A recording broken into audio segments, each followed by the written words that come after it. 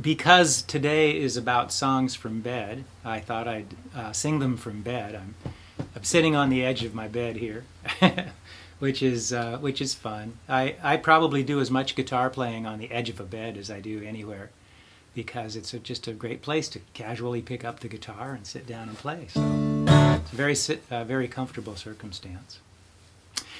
I'm going to start off the show with a song that I wrote again based on something my father said.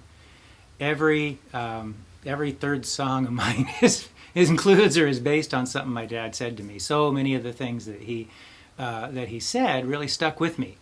And that's kind of, I think that happens a lot between parents and kids. You're a parent and you go along and you have thousands of hours with your kid, and then one thing you say to them one day sticks with them for the rest of their life, and you never know which thing it's going to be. So you just get to do that.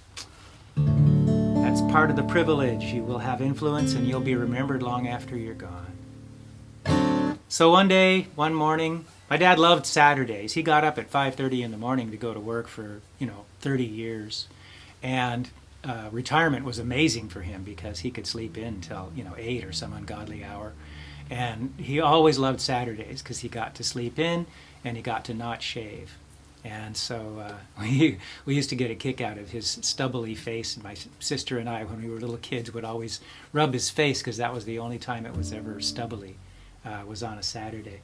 And one Saturday morning he said to me, early to bed and early to rise just gives a man bloodshot eyes. And I never forgot it. So eventually that found its way into Snooze Alarm. Early to bed, early to rise, all it ever gave me is bloodshot eyes. 5 more minutes, honey, hit the snooze alarm. Pushing it once, pushing it twice, push it till noon, it'd be mighty nice. 5 more minutes, honey, hit the snooze alarm. 5 more minutes, 5 more minutes, 5 more minutes, 5 more minutes, 5 more minutes, 5 more minutes. Give me 5 more minutes, honey, hit the snooze alarm. We go out, we do it right. I wish we hadn't done it on a Sunday night. 5 more minutes, honey, hit the snooze alarm. We got home 3:45, kept on dancing on the kitchen floor. 5 more minutes, honey, hit the snooze alarm. 5 more minutes, 5 more minutes, 5 more minutes, 5 more minutes, 5 more minutes, 5 more minutes. Give me 5 more minutes, honey, hit the snooze alarm. 7 in the morning and I'm ready to scream. I was right in the middle of a beautiful dream. I dreamed I was singing in a big old band and didn't have to get up and go work for the man. Ooh.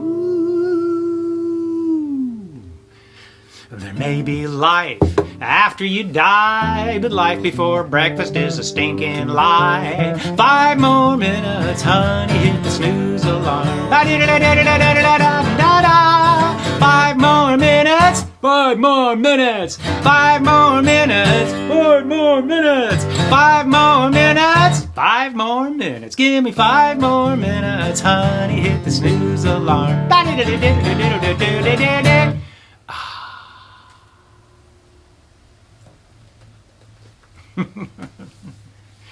Thank you.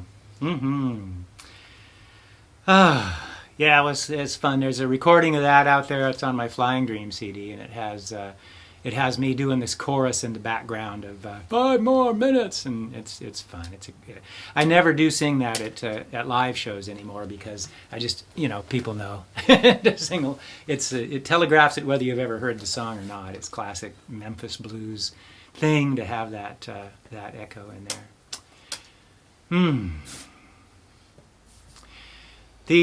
Another thing I like to do in bed is dream. When I was a kid, I looked forward every night to going to sleep because I had these vivid, colorful dreams, And I still do. And a lot of them are repeat dreams. I have not only have recurring dreams, but I also have recurring places. I'll have a house with all kinds of rooms, and there's a gray house on the seashore with secret passages in the walls, and all these different places that I revisit in many dreams over a period of many years. Or I'll have, like when I quit smoking, I had a dream pack of cigarettes in my pocket, a pack of Marlboros, and I'd be dreaming, and I'd suddenly remember, oh, I'm dreaming. I have a pack of cigarettes in my pocket, and I can smoke them, and I won't be breaking my vow. So I'd have a cigarette, and slowly that pack disappeared. And when I ran out after a couple of years of that, I didn't ever have that dream anymore. So I smoked one pack of cigarettes after I quit. Anyway, this is Flying How are the Dream. mortgage rates on the dream houses? Oh, they're really, really good. They're really great. I think that, basically cheese and beer right before bed, that's the house payment.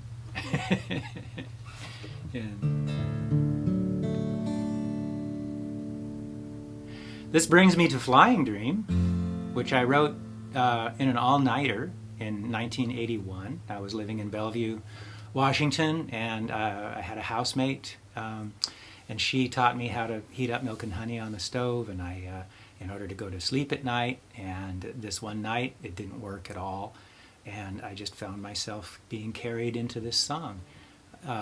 It's probably my best known song. Actually, it's got more views on YouTube and more listens on Spotify and all.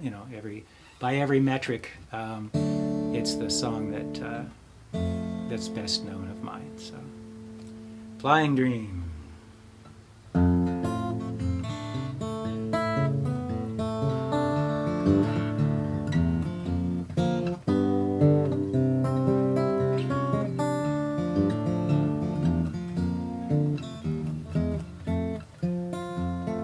Milk and honey on the stove, a big band on the radio. Open up the curtains to the sky.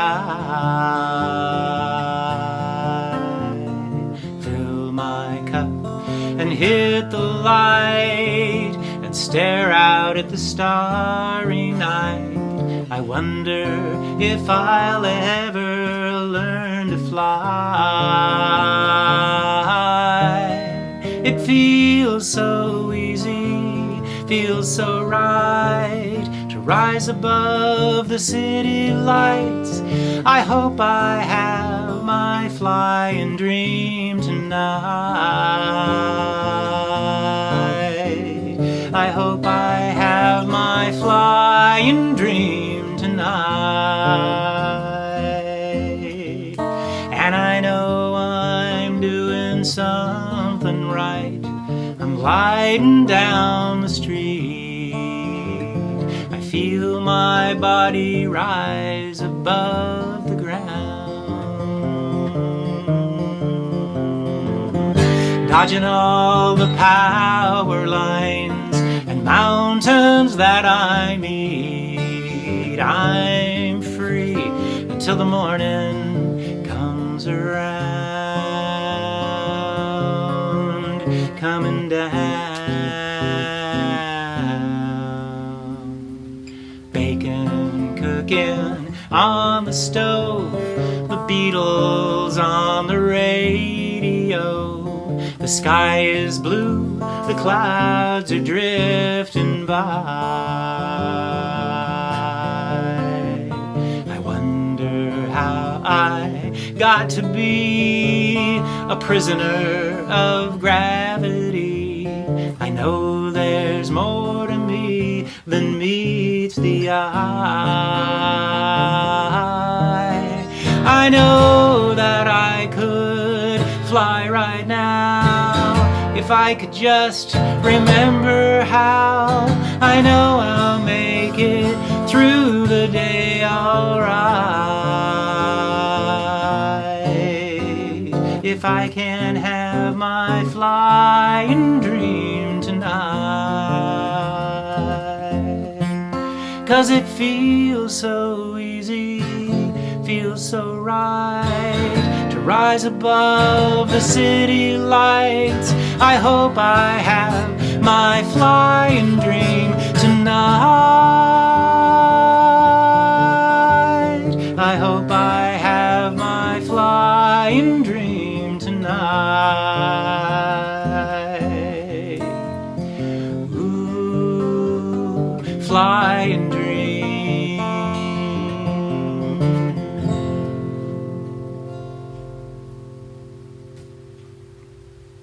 All right. Thank you very much. Yeah.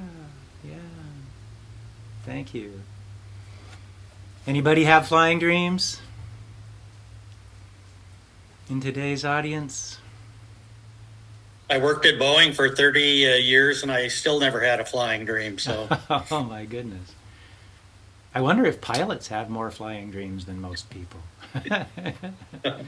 Yeah. I occasionally have floating dreams. Uh-huh. I don't soar. I kind of levitate, Uh-huh. but not very often. Mm-hmm. More often, I have tripping dreams. Oh, do you then Right. immediately I'm float? walking along and I trip and I start to fall forward. Uh-huh. Yeah. And Yeah. do you, like, at that point remember how to float? Or you, No. no, you just No, I remember how to wake up at that moment. Great. Yeah, I fall more than I fly. But I like the sensation of kind of being midair, even though it's also, I know that there's an ending to it. You wake up before you hit the ground? No, Oh, really? I think I just pop into a new dream. Oh, okay. Yeah, sure.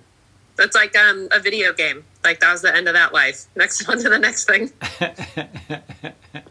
Oh, that's so great. One time I dreamed I was dancing with my younger self in the sky. He came up to me on a hillside, and this is me, but 40 years younger. Put an arm around me and carried me around in the sky like Superman carrying Lois Lane around. So I have wild dreams. I really do. It's quite a thing.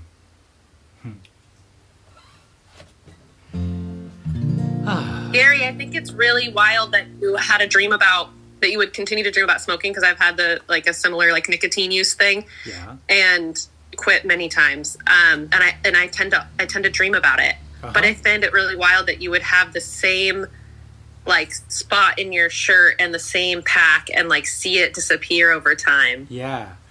That's really something. Mm-hmm. Yeah. So do you remember in the dream that it's a dream and it's okay to have a cigarette?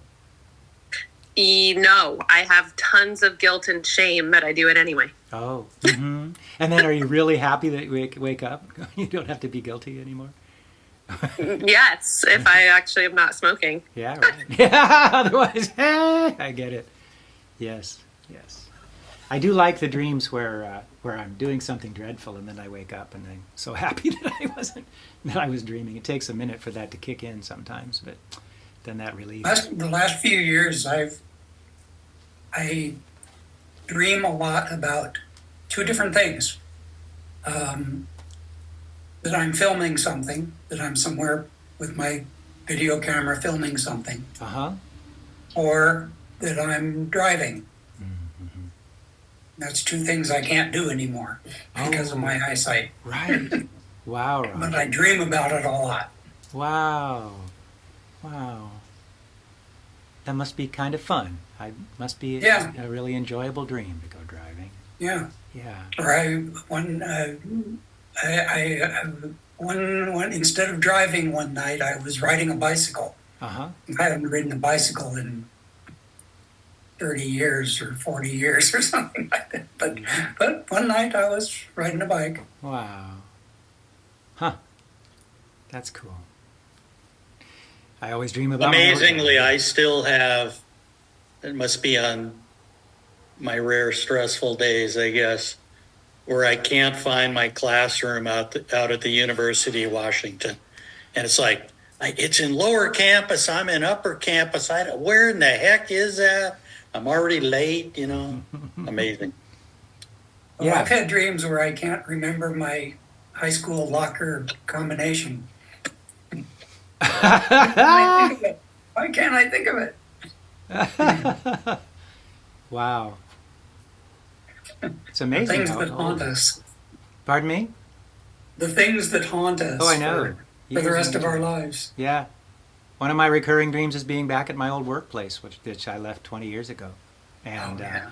there I Oh, I am. dream And about old jobs, yeah. yeah, I realized that I've been there for 3 weeks now and haven't punched a time card. How am I going to get paid? You know, stuff like that. Little minor anxiety dreams. Yeah. Wow. Yeah.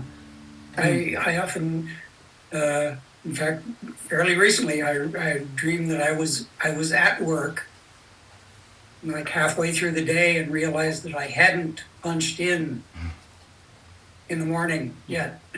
So half a day of pay is gone. Uh-huh. And, yeah, Yep. Well, sometimes real life is better than dreams. things that I don't have to worry about anymore. But Yeah, that's right. they haunt me. You still, yeah, understood. Well, I want to sing 35 Square Foot Mansion. This is the third song that I have prepared for today's show, and then after that it's freeform. This one comes from a Sunday morning. Both my partner and I were freelancers. Neither one of us was working at the time, and but we were both seeing our own hours. So I wouldn't be sure it was a Sunday or something. Maybe it was a Monday, and we were even more grateful. But we were talking about how all of our friends had there was a big real estate boom in 2006, I think it was, and all these people were buying houses. Everybody was buying huge mansions, and we were still in this little bungalow up in the trees. We called it the tree house. And we were so happy lying there in that queen-size bed, and the curtains were moving slowly in the breeze, and just had a moment of appreciation of how fortunate we felt that we were staying in bed on a Monday morning and enjoying each other's company, and that we didn't have a huge house. We didn't need a huge house. And I said, yeah, we've got a 35 square foot mansion. And she laughed and I laughed, and we laughed a very long time about that. So I knew that it needed to become a song. And over the next 2 or 3 years, I wrote the song. There's a beautiful recording of this on Spotify that my friend Jody Mulgrew and I recorded together last fall. I've always loved playing the song with him because he has a feel for it that's really great. I've been influenced a lot by him in how I play it. How much space do you think we need to make a place for you and me? This queen-size bed is 5 feet by 7. Sometimes that's all the real estate you need. We've got a 35 square foot mansion. I've been to heaven and it's 5 by 7. It's a 35 square foot mansion, and I'm the richest man in town. There's a house up on a hill. I see it every time I'm driving home. They got a tennis court and swimming pool. On 20 acres you can be alone. They got no neighbors to borrow power tools. They got no family to make them blue. They never argue, they never see each other. I'm so glad I'm coming home to you and our 35 square foot mansion. I've been to heaven and it's 5 by 7. It's a 35 square foot mansion, and I'm the richest man in town. There's a girl up on the screen. I read about her in the checkout line. She's got $1 million diamond ring. She's got a man who's gone all the time. She's got the parties, she's got the money too, and all the goodies that the world can give. I got a feeling she's just like me and you. She'd give it all for a chance to live in a 35 square foot mansion. I've been to heaven and it's 5 by 7. It's a 35 square foot mansion, and I'm the richest man in town. I'm the richest man in town. There ain't a man or woman in the whole world, honey, to feel jealous of. 'Cause love will get you through when you don't have money. And what good is money if you don't have love?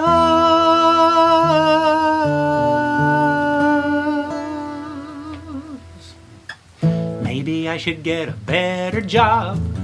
We'll buy a castle with an ocean view. Then I can get myself a fancy car and drive another 40 miles to you. I know you're in there.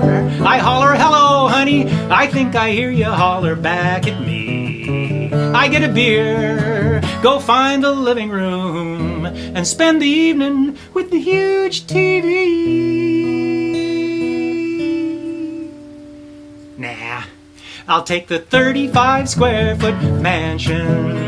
I've been to heaven and it's 5 by 7. It's a 35 square foot mansion, and I'm the richest man in town. We've got a 35 square foot mansion. I've been to heaven and it's 5 by 7. It's a 35 square foot mansion, and I'm the richest man in town. I'm the richest man in town.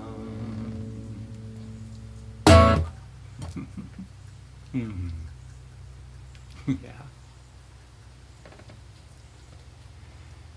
Thank you. What was it, Paulo? I'm reminded of a conversation that we had where we talked about human connections being more important than stuff. Yeah. Yeah, it's true. When I was with my friend who was dying, and she died a couple days later. I have another story and another song about that. I asked her, "What have you learned? What have you learned in your time on Earth, your life? What's the most important thing?" And she said, "It's all about relationships. Just remember, that's what really matters in the end. All about Christine. All about relationships."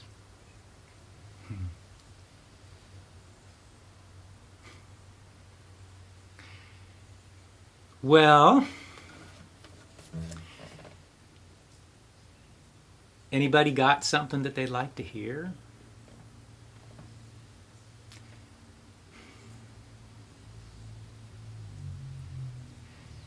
If you don't have something right away, think about it a little bit, because I do have an idea.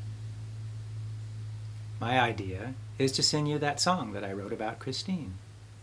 Since she just came to mind, why not sing that? I don't know who all has heard it, so I'll explain it. She was dying of melanoma, and she'd fought it for many years.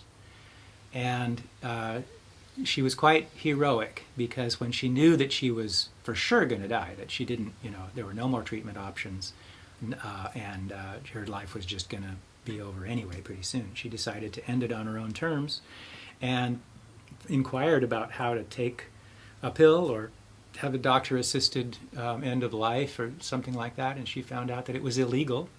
So she went into campaign mode and joined the movement to legalize death with dignity, and they won.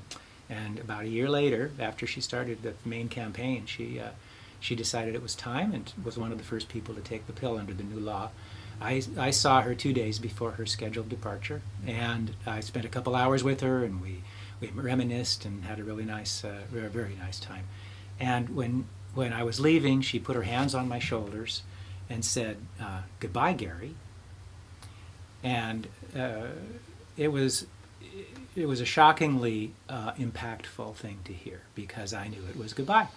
There was no other person in my life who had said goodbye to me in a way that we both knew that it was actually goodbye, and that hit me like crazy. I went back to the car and started crying, and wrote a poem which swirled around in my head for years, and then I turned it into a song 2 years ago. So it's called Goodbye.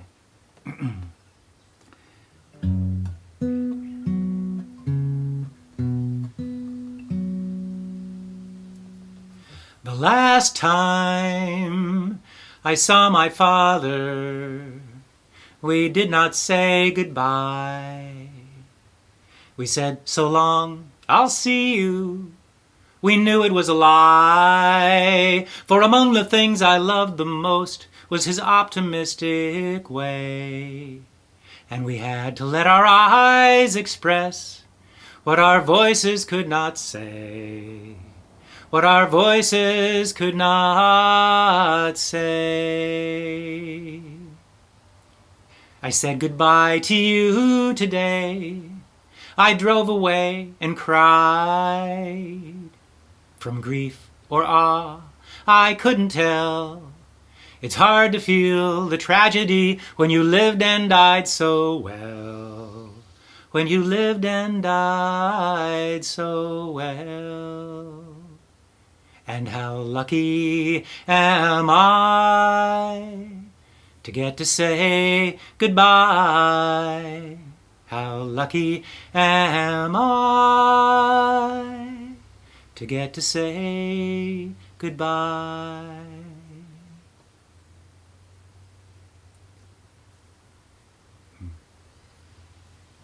Thank you. I wrote that melody by just saying the poem over and over and over again until the natural melody of the words came to me. And just saying it over and over, each line, until it had a melody. So the melody came out different from anything I've ever written before. I like that it doesn't have guitar too, to just kind of highlight your voice. It feels like a kind of like Celtic anthem. Mm-hmm. Thanks, Rebecca. Yeah. Okay, that puts me in mind of another Celtic anthem. Thank you.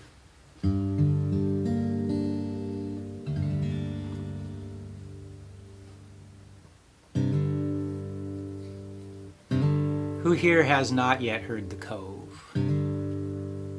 Have you all heard it? Paulo, you haven't heard it? Rebecca, I don't think you've heard it. Okay. I'll explain it a little bit. It's one of my favorites. Oh my goodness. Hi, Medine.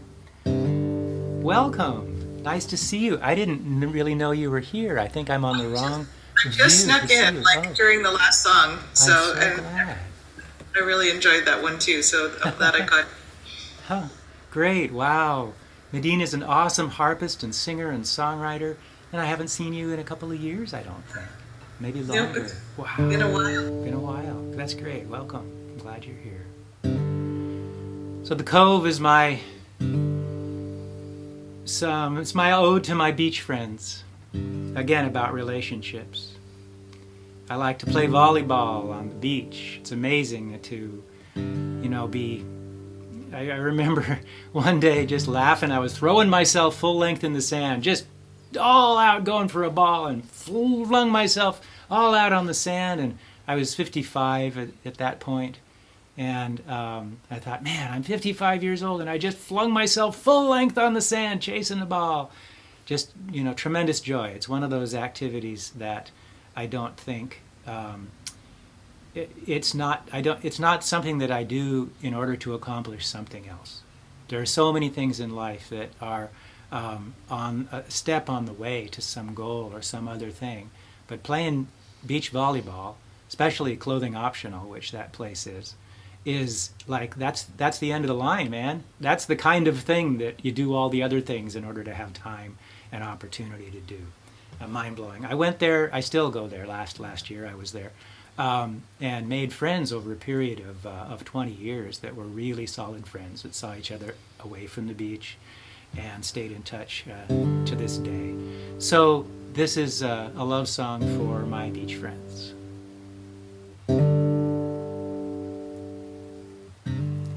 There's a place by the ocean, caught between the cliffs and the tide, a narrow sandy slice of the garden with the rocks on either side. Come and meet me by the water. I'll see you at the edge of the sea. Neptune's son and Aphrodite's daughter, for one day we shall be free.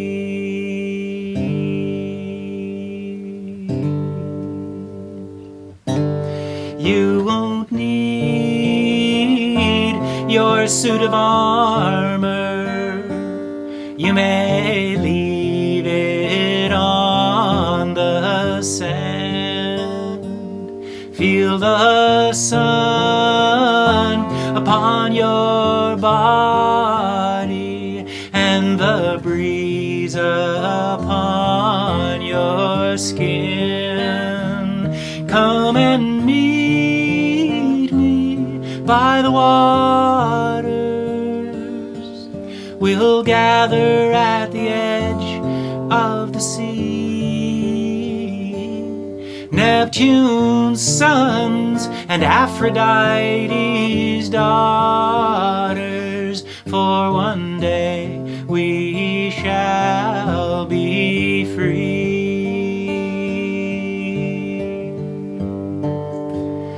Come and meet me by the waters. We'll gather at the edge of the sea. Neptune's sons and Aphrodite's daughters, for one day we shall be free. One day we shall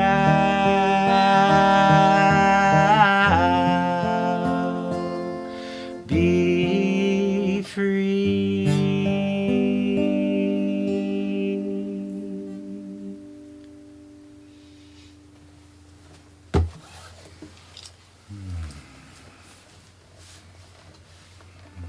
Thank you.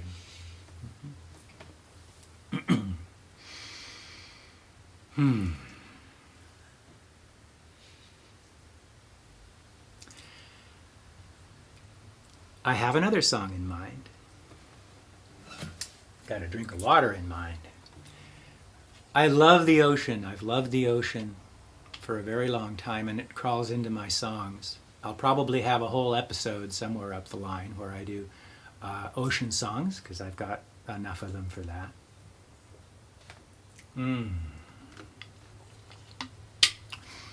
The one I want to sing right now is called Smooth Sailing. I don't play it all that often. It's many of my songs, as I'm sure you know by now, I've said it enough times, most of my songs take a long time to write. And I'm always chewing on the words, like Leonard Cohen or something. I'll do 80 different versions of a verse until finally I'm satisfied with it. It really takes a long time. But this is one of those rare gifts that showed up late. I was at the very beginning of a relationship, same one that I wrote 35 Square Foot Mansion about. And it was in the heart of my beach-going days, and so I was very ocean-minded. And I was waiting for her, and she was late for a date. She was like 2 hours late for a date. So I was waiting for her at my house, and I was I was in kind of an ambiguous place about the relationship and the dating, but I was also very excited about what was going on, and it was an exciting connection, and it was also a little scary, and so that influenced this song. It's not completely, it's not, well, I'll just sing it for you. I'd been divorced about 5 years, and this was it was a very early relationship in my post-divorce years. That's not it.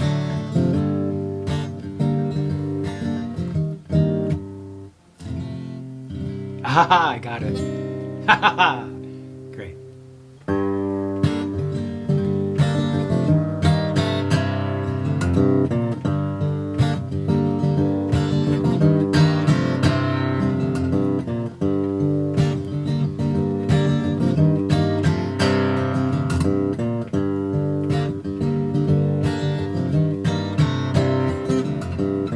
Smooth sailing on an unknown sea, destination mystery. And this morning it's good to be smooth sailing on an unknown sea.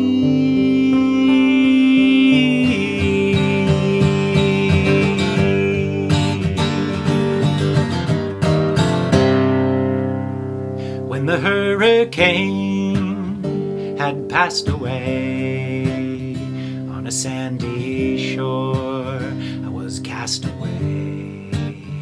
When the sun came out, I was alone on the sandy shore. I made my home. For 5 long years I watched the sea for a sailing ship to rescue me. There were 3 or 4 who passed right by, and then somehow I caught your eye,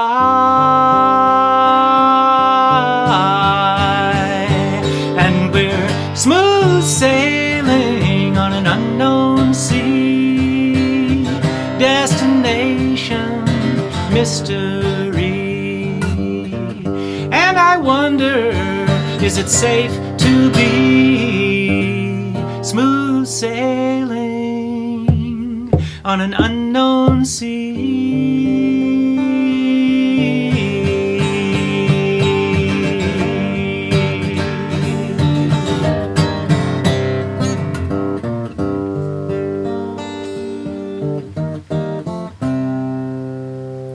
Our charts are all from olden days and other trips on the ocean waves. Here be dragons, whirlpools foam. Many sail here and few come home, and I don't know why. For all I see is the clear horizon,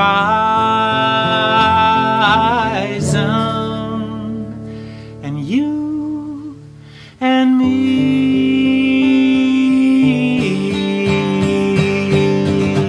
Smooth sailing on an unknown sea, destination mystery. And tomorrow, if it's up to me, we'll be smooth sailing on an unknown sea.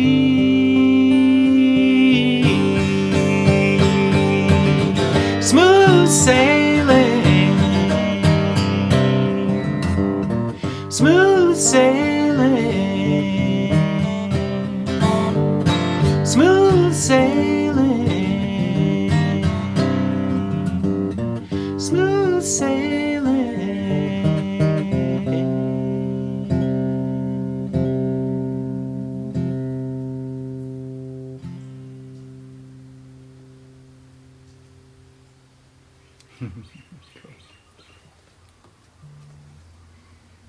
Thank you.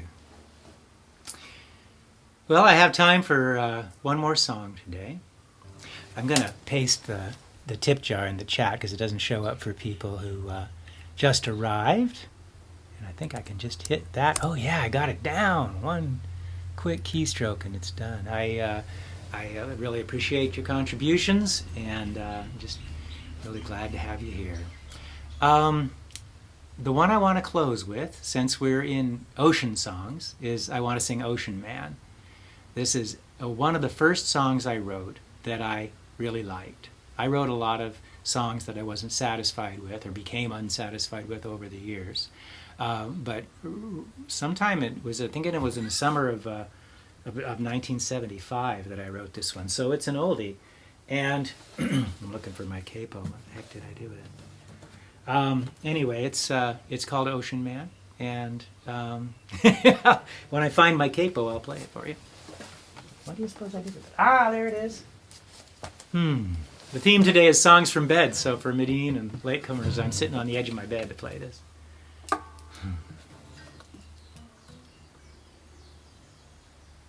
Did you do Flying Dreams earlier?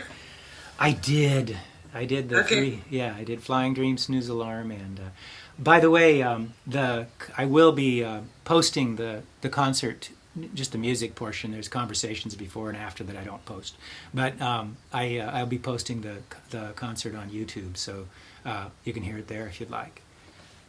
Yeah.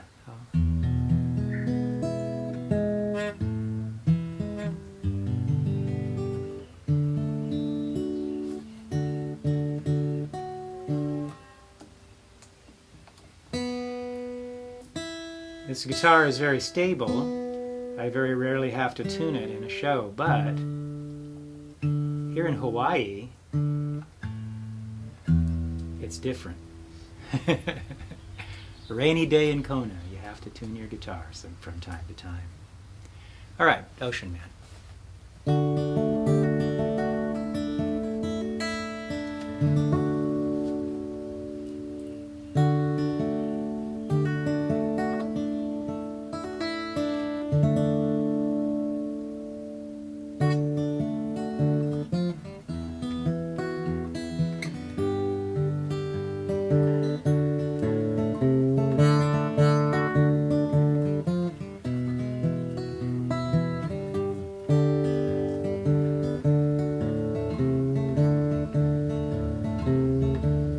You say you love green mountains, I am an ocean man. You say you love your city streets, yeah, I'm an ocean man. And I know those city streets, yeah, like the back of my hand. And I love your mountains also, but I'm an ocean man. I am an ocean man. Give me endless battles between the sea and land, between the waves and the pebbles in the sand, where it all began. You say you love your people, well, I'm an ocean man. You say you need their company, well, I'm an ocean man. And I have my people also. I love to touch a hand and hear the laughter of a friend, but I'm an ocean man. I am an ocean man. Give me endless reaches where a man can stand alone upon the endless beaches in the sand, where it all began.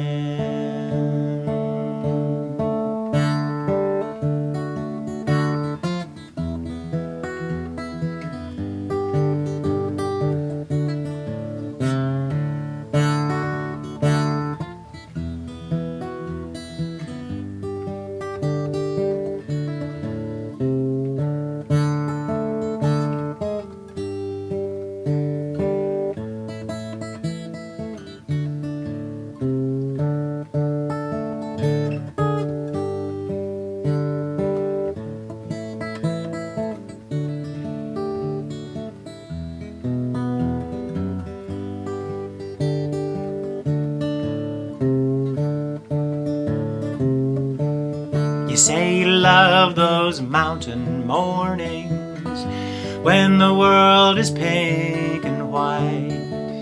You say you love those violet evenings and the crystal nights. Well, I've seen that mountain sunshine as it greets the land, and I've been known to stand in starshine, but I'm an ocean man. I am an ocean man. When the sky is storming and the blood-red clouds of anger reflect the sailor's warning in the sand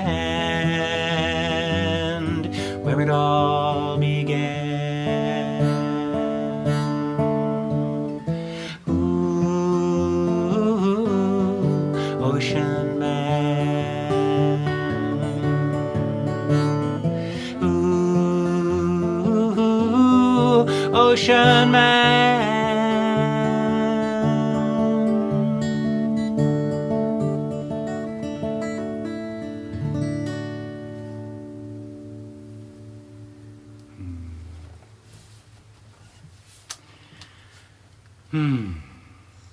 Thank you.